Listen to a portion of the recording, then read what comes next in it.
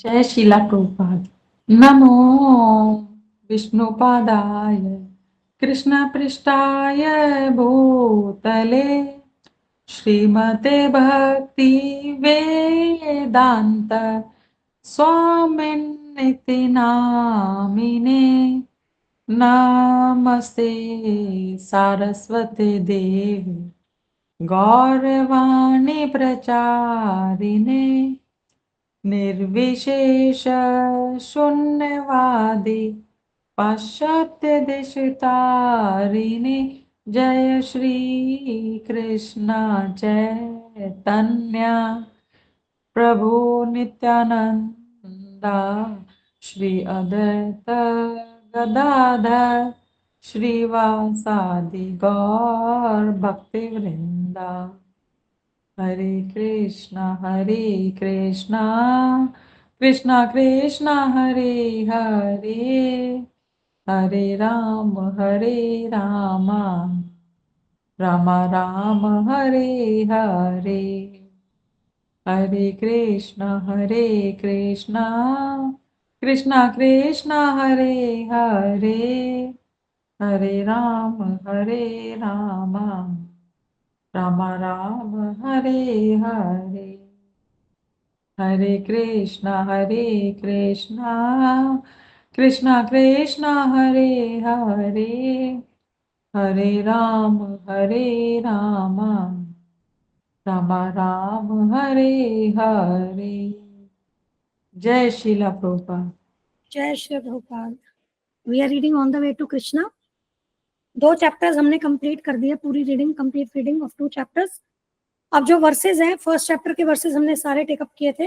अब second chapter के ये जो वर्सेस जो पेंडिंग है 4.9 पर स्टडी करेंगे। इसके पीछे के जो भी वर्सेस हैं हम कर चुके हैं। श्रील बलदेव विद्याभूषण वैष्णवाचार्य हैं, ठीक है, उनकी भी एक कमेंट्री स्पेसिफिकली इस श्लोक के ऊपर जो है, उसमें वे कहते हैं कि श्री भगवान इस श्लोक में एक विशेष सूचना यह भी देना चाहते हैं कि मेरे इस भौतिक जगत में अवतीर्ण होने का एक प्रयोजन यह भी है कि जो मुक्ति हजारों प्रकार के साधनों के द्वारा भी प्राप्त नहीं होती, उस मुक्ति को मेरे विशुद्ध भक्त मेरे जन्म तथा कर्मों का श्रवण करके आसानी से प्राप्त कर लें। अब देखिए इसके 2 पीछे जो वर्सेस थे 4.7 4.8, उसमें हमने क्या पढ़ा था कि भगवान इस भौतिक जगत में क्यों अवतरित होते हैं। पहला क्या था, परित्राणाय साधु नाम, है ना, और दूसरा क्या है, विनाशाय च दुष्कृताम, और तीसरा धर्म संस्थापनार्थ है। ये 3 थे, याद है आप लोग को। तो भक्तों के उद्धार के लिए, दुष्टों के संहार के लिए और धर्म की पुनः स्थापना के लिए भगवान इस भौतिक जगत में प्रकट होते हैं। अब यहाँ देखिए बलदेव विद्याभूषण जी इस 4.9 जो वर्ष है, इससे भगवान के यहाँ अवतरित होने का एक और प्रयोजन यहाँ बता रहे हैं। वह प्रयोजन क्या है कि जब भगवान इस भौतिक जगत में अवतरित होते हैं तो जो भगवान के विशुद्ध भक्त हैं वे उनके जन्म तथा कार्यकलापों के विषय में सुन करके मुक्ति को सरलता से प्राप्त कर लेते हैं, ठीक है। तो ये जो है एक ये पॉइंट भी आप समझिए। अब इसमें लर्निंग्स हमारी क्या क्या आ रही है श्लोक में। पहली है मेरे जन्म तथा कर्म दिव्य हैं, ठीक है। तो इसमें हम बात कर चुके हैं कि एक जीव जो होता है ना, एक बद्ध जीव का जो जन्म होता है वो प्रकृति के अंतर्गत उसके कर्मों के अनुसार उसे वो जन्म प्राप्त होता है, ठीक है। तो हमने जो भी पिछले जन्म में कार्य किए हैं और जो भी हमने इच्छा करी है, जिस प्रकार के जिस चेतना के स्तर के हमने कार्य किए हैं, उसी चेतना के अनुसार हमें अगले जन्म में क्या है वो योनि प्राप्त होती है।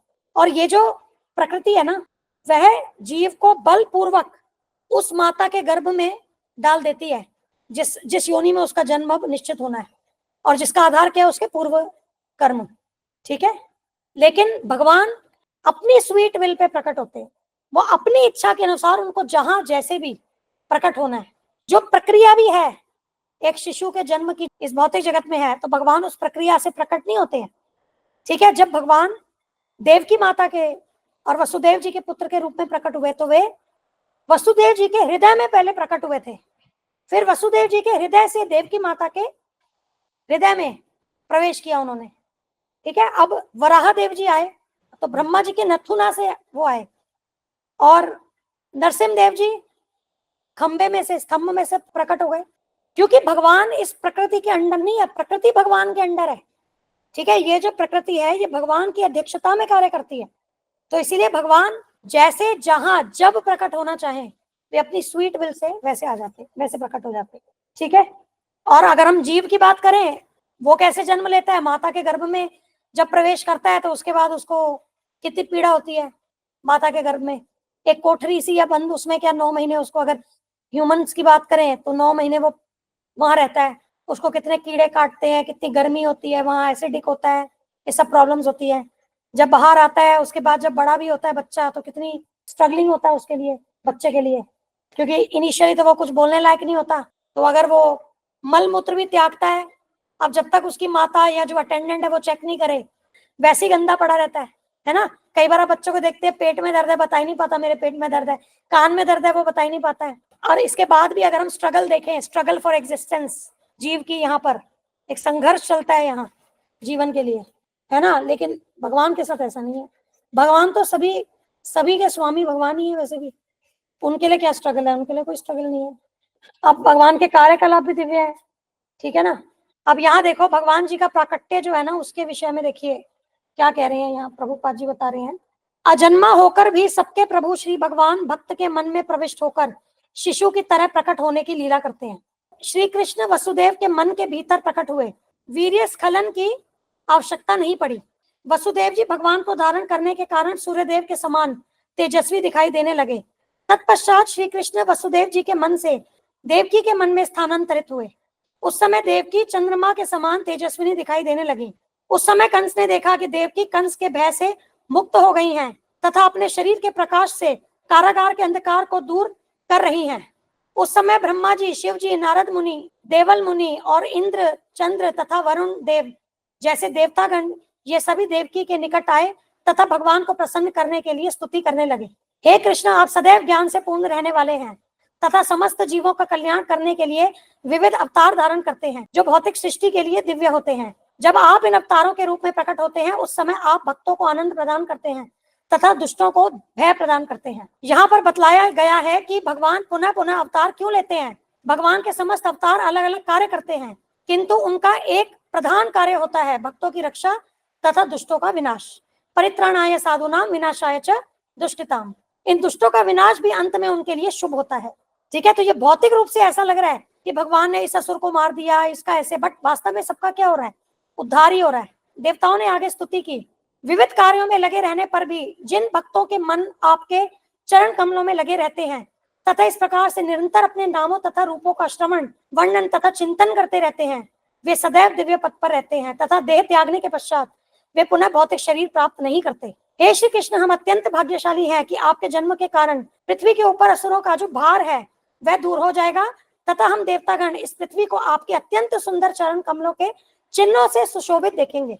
हे अजन्मा, यदि हम आपके जन्म के कारण पर विचार करते हैं तो हमें एक ही कारण समझ आता है कि आप भक्तों के साथ आनंद लेने के लिए ही इस भौतिक जगत में जन्म लेते हैं। तो ये जो प्राइमरी रीजन है भगवान के आने का वो क्या है, भक्तों के साथ आनंद लेने के लिए भगवान यहाँ आते हैं। बाकी तो बाय प्रोडक्ट है कि बाकी चीजें भी, दुष्टों का भी संहार साथ साथ हो गया ऐसे, बट प्राइमरी जो है वो भक्तों के साथ जो लीलाएं हैं उसमें पार्टिसिपेट करने के लिए भगवान आते हैं। आपके जन्म लेने का अन्य कोई कारण नहीं हो सकता, क्योंकि आपके संकेत से आपकी माया संपूर्ण सृष्टि की उत्पत्ति, पालन तथा संहार करती है। आपके अतिरिक्त अन्य कोई आश्रय नहीं है जहां संपूर्ण जीवों का भय दूर हो सके। मतलब यहाँ पर जो है ना, आपके जन्म लेने का अन्य कोई कारण नहीं हो सकता, क्योंकि आपके संकेत से आपकी माया संपूर्ण सृष्टि की उत्पत्ति, पालन तथा संहार करती है। एक्चुअली यहाँ पर भौतिक जगत में क्रिएशन हो गया, सस्टेनेंस हो गया, डिस्ट्रक्शन हो गया, भगवान की माया शक्ति टेक केयर करती है वो सब। और विभिन्न जो देवी देवता हैं उनके थ्रू भी क्या है, जो मैनेजर्स हैं यहाँ पर, जो विभिन्न डिपार्टमेंट्स को संभाले हुए हैं, तो भगवान को यहाँ करके इन दुष्टों का संहार करना और ये सब एक्चुअल में भगवान के अवतरण का ये पर्पस, ये मेन गोल है ही नहीं, क्योंकि ऑटोमेटिकली क्या भगवान ने यहाँ सेटअप अपना पूरा क्या माया देवी के अंडर में ये पूरा सेटअप कर रखा है। तो जो कोर उनका रीजन है आने का वो भक्तों के साथ आनंद में, लीला में एंगेज रहना है। तो यही भगवान का यहाँ पर क्या है कि वास्तविक प्रयोजन है, ये बता रहे हैं। आपके अतिरिक्त अन्य कोई आश्रय नहीं है जहां संपूर्ण जीवों का भय दूर हो सके। हे श्री कृष्ण, आपने पूर्व काल में अपनी कृपा के द्वारा संपूर्ण विश्व की रक्षा करने के लिए मत्स्य, अश्व, कच्छप, नरसिंह, वराह, हंस, राम, परशुराम तथा वामन देव आदि अनेक अवतार धारण किए हैं। उसी प्रकार इस अवतार में भी आप इस पृथ्वी पर से दुष्टों के भार को उतारिए तथा हम सभी देवताओं की रक्षा कीजिए। हम समस्त देवता आपकी बारंबार वंदना करते हैं। हे माता देवकी, यह अत्यंत सौभाग्य की बात है कि भगवान अपने पूर्ण रूप में आपके गर्भ में स्थित है। आपका पुत्र श्री कृष्ण कंस का वध करके संपूर्ण यदुवंशियों की रक्षा करेगा। ठीक है, तो ये भगवान के दिव्य जन्म के विषय में। तो थोड़ा सा है, इसको आगे कल करेंगे। ठीक है, अभी कोई क्वेश्चन है तो बताइए। अब आप देख लो हम कैसे कैसे लोगों से प्रेरित होते थे कभी किसी समय में, है ना। और अब यहाँ भगवान क्या कह रहे हैं, जो पूर्ण पुरुषोत्तम भगवान कृष्ण को स्वीकार नहीं करता वो किसमें है, प्रभुपाद जी क्या बता रहे हैं, वो इग्नोरेंस में है, तमोगुण में है। इसका मतलब कोई कितना भी एक्सॉल्टेड हो इस भौतिक जगत में, लेकिन अगर भगवान को भगवान मानता ही नहीं है तो वो तमोगुणी है। अब हम क्या तमोगुणी को अपना वो बनाएंगे role model, you have to be like this person, है ना। तो शास्त्रों की दृष्टि से चीजें देखनी है। We have to see the things from the Vedic perspective, from the perspective of the shastra, तब हम सही रूप में चीजें देख पाएंगे, नहीं तो भटके रहेंगे। हाँ जी माता जी। हमारे एक्चुअल हीरोज और रोल मॉडल्स कौन है, शुद्ध भक्त भगवान के। ये वैष्णव आचार्य हमारे हीरोज हैं, प्रभुपाद जी हमारे हीरो हैं, भक्ति सिद्धांत महाराज हमारे हीरो हैं। वास्तव में इनको फॉलो करना है। आप कोई क्वेश्चन है, कुछ ऐड करना है नवकिशोर माता जी, कुछ ऐड करना है? नो माता जी, पर बस माता जी जैसे एक हल्का सा छोटा सा है क्वेश्चन, कई बार जैसे भी कोई भी सुनेगा ना कि बाहर, तो वो एक अपने लेंगे जैसे बाहर वालों के हिसाब से एक क्वेश्चन पूछ रही थी। अगर आप वो माता जी से अभी आपने कहा कि प्रभु जो भगवान श्री कृष्ण को नहीं मान रहा है, मतलब पूर्ण पुरुषोत्तम नहीं मान रहा है ना भगवान, तो तमोगुण में। तो इस हिसाब से हम अगर देखें तो वैसे वो हमको पता है कि भाई देवी देवताओं को जो मान रहे हैं वो अज्ञानता में है, वो सब कुछ है, ठीक है ना, हम मानते ही हैं। लेकिन अगर यहाँ पे भी याला भी अप्लाई होगा कि फिर से उनको देवी देवताओं को जो मान रहा है तो उनको फिर हम तमोगुण में कहेंगे, जो अज्ञानता में तो वो है ही ना। बिल्कुल वो भी है, बिल्कुल है। कि देवी तमो की तो हाँ, क्वालिटी मतलब है। भगवान श्री कृष्ण जी, हाँ भगवान श्री कृष्ण जी के अलावा किसी की भी अगर वो देवी, किसी की भी चाहे कोई भी हो, किसी की भी पूजा पाठ कर रहा है या जब तक जो भी कर रहा है वो, तो वो सब फिर तमोगुण में आएगा ना। और क्या, तमोगुणी हो गया। आइडियली तो वही हुआ इस प्रभुपाद जी के स्टेटमेंट के हिसाब से, बिल्कुल। अब वही है, उसमें लेवल हो गया। एक्चुअली देखो, गुण जो होते हैं वो तीनों मिक्स रूप में काम करते हैं ना। अब ये कह सकते हैं कि जो देवी देवता की शरणागति में है वो रजो तमो के कॉम्बिनेशन प्राइमरीली हो गए, क्योंकि उनको भौतिक आसक्तियां भी है। मुझे हमें ये चाहिए, हमें वो चाहिए, हम इससे इतना धन धान्य करें, ये पावर पोजीशन ले, इसीलिए वो देवी देवता के वो कर रहे हैं, है हम ना, अपनी इच्छाओं के लिए करते हैं। इच्छाओं के लिए। तो तमो रजो मिक्स प्रधानता, तमो रजो मिक्स हो गई ना उनकी। रजो क्यों हो गई, क्योंकि वो ये चीजें जो है संग्रह करना और ये पावर पोजीशन, पैसा मांग रहे हैं, इंद्र तृप्ति करना चाह रहे हैं, तो वहां पर उनका रजोगुण हो गया। अब तमोगुण क्यों हो गया, क्योंकि वो इग्नोरेंस में है, उन्हें पता ही नहीं है किसके पास जाना है, गलत जगह जा रहे हैं वो, तो वहां पर प्रधानता वैसे आ गई। हाँ जिस माता जी, मेरा बस ये क्वेश्चन था कि वो तमोगुण कहेंगे या मिक्स वाले में आ जाएंगे, वो तमो रजो मिक्स में आएंगे। फिक्स हो गया ना। हाँ, लेकिन वो स्पेसिफिक एस्पेक्ट है, वो जानता ही नहीं है कि भगवान कौन पुरुषोत्तम भगवान है। उस स्पेसिफिक एस्पेक्ट में तो वो इग्नोरेंट हो गया ना, तो इग्नोरेंट हो गया तो वहां तमोगुण का उसके अंदर आ गया। तो मिक्स में ही गुण काम करते हैं, लेकिन प्रधानता किन गुणों की है, तो ऐसों में इग्नोरेंस की प्रधानता ऑटोमेटिकली आ गई। जो लोग भगवान कृष्ण को पूर्ण पुरुषोत्तम भगवान नहीं मानते, उनमें मोड ऑफ इग्नोरेंस की प्रधानता तो पहले ही आ गई, हाँ बस वो आई गई। उसको अलग नहीं कर सकते। हम ये नहीं कर सकते ये इंडिविजुअल ना, वैसे भी हम प्योरली कह नहीं सकते कि ये इंडिविजुअल रजोगुण प्रधान ही है या ये सतोगुण प्रधान ही है, ऐसा भी नहीं कह सकते। या ऐसे लोगों के लिए ये भी नहीं कहेंगे कि नहीं, ये इंडिविजुअल भगवान को नहीं मानता लेकिन है बड़ा रजोगुणी, ये पूरा दिन क्या है कि बहुत परिश्रम करता है और ये सब करता है। अरे भाई, जो उसका इग्नोरेंस वाला जो प्रिंसिपल है, जो इग्नोरेंस वाला जो उसका क्वालिटी है कि वो भगवान को ही नहीं मान रहा, भगवान को जानता ही नहीं है कि कृष्णा है, तो वहां पर आप इग्नोरेंस वाली क्वालिटी को कैसे हटा दोगे ऐसे इंडिविजुअल से? वो कनेक्ट ही हो गई ना उसके साथ, जी माता जी, माता है जी। ना। हाँ वो तो भगवद गीता में भी बताया हुआ है ना, जो देवता में कर रहे हैं वो तो अज्ञानता में है ही ना, उनको तो मूर्ख बताया गया, तो वैसे ही वो तो सही है। पर बस माता जी इसमें सबसे भी इसलिए तमो प्रधान, मतलब तमो और रजो वाले हो जाएंगे, नहीं तमो प्रधान वाले हो जाएंगे, तमो प्रधान और रजो प्लस रजो वाले मिक्स वाले हो जाएंगे। माता जी, तमो रजो का दोनों का कॉम्बिनेशन में ही आप कह सकते हो कि तमो रजो की प्रधानता है, आप ऐसे ही कह सकते हो इसको। ठीक ठीक है ना। Thank you. हाँ, क्योंकि अब एट्रीब्यूट्स निकालने जाओगे ना दोनों के, तो आपको बहुत चीजें मिलेगी। अगर आप रजोगुण की बात करोगे तो आप देखोगे उसकी इच्छाएं अनंत है, फिर वो क्या है कि बहुत ज्यादा परिश्रम करके अपनी जो भी टारगेट्स है उसके लिए भौतिक इंद्र तृप्ति के लिए भाग रहा है, तो ये हो गया। और फिर अटैचमेंट हो रही है उसको चीजों से, और अब फिर देखो, अब उसकी इच्छा पूर्ति नहीं हो रही, तो वो एंगर की स्थिति में भी आ रहा है। फिर एंगर जब बिल्कुल ही रैथ में कन्वर्ट हो रही है, मतलब बहुत नेगेटिव सेंस में जा रही है, डिस्ट्रक्टिव में, फिर वो ऑटोमेटिकली वो तमो में ही तो फॉल हो गया, है ना? Yes ma'am. वो तमो में फॉल हो गया। तो मतलब क्या है कि वहां पर रजो तमो की जो वो है ना, एक्चुअली यही चीज है कि एक दूसरे से कनेक्ट हो जाएंगे सब ये चीजें ना।